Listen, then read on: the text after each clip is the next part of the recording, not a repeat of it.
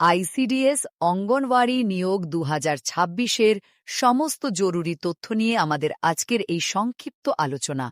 ভাবুন তো, national institute of skill development education বা এনআইএসডির অধীনে সারা ভারত জুড়ে এক বিশাল নিয়োগ চলছে, যেখানে নারী ও পুরুষ উভয়েই একেবারে নিজের জেলাতেই পোস্টিং পেতে পারেন।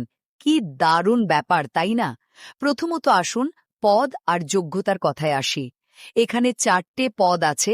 সুপারভাইজার পদের জন্য গ্র্যাজুয়েশন, টিচার আর কার্যকর্তাদের জন্য উচ্চ মাধ্যমিক, আর সহায়িকা পদের জন্য শুধু মাধ্যমিক পাশ হলেই চলবে। বয়স হতে হবে 17 থেকে 37 বছরের মধ্যে, 31 মার্চ 2026 অনুযায়ী। এবার আপনি হয়তো ভাবছেন, শিক্ষকতা মানেই তো বিএড বা ডিএলএড ডিগ্রির কড়াকড়ি, তাই না?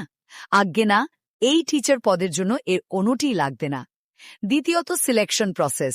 শিক্ষাগত যোগ্যতা তো জানা গেল, কিন্তু এত প্রার্থীর মধ্যে নিয়োগ হবে কিভাবে? খুব সহজ।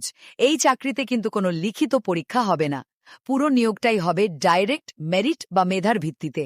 মানে মাধ্যমিক, উচ্চ মাধ্যমিক বা গ্র্যাজুয়েশনে পাওয়া শতাংশ নম্বরের উপর ভিত্তি করেই মেরিট লিস্ট আর ডকুমেন্ট ভেরিফিকেশন হবে।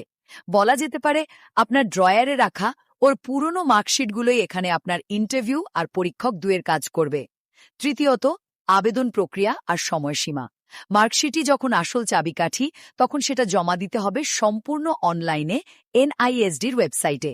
রেজিস্ট্রেশন করে মোবাইল ওটিপি ভেরিফাই করবেন, তারপর মার্কশিট, আইডি প্রুফ, 50 কেবির মধ্যে ছবি আর 20 কেবির মধ্যে সিগনেচার আপলোড করে ফি জমা দেবেন। কিন্তু সব তো রেডি করলেন, ডেডলাইন মিস হয়ে গেলে কি হবে? মনে রাখবেন, 14 জুনের ঘড়ি কিন্তু টিকটিক করছে। তাই শেষ মুহূর্তে সার্ভার ডাউনের জন্য অপেক্ষা না করে নিজের স্ক্যান করা ডকুমেন্টসগুলো গুছিয়ে আজই অনলাইনে আবেদন সেরে ফেলুন।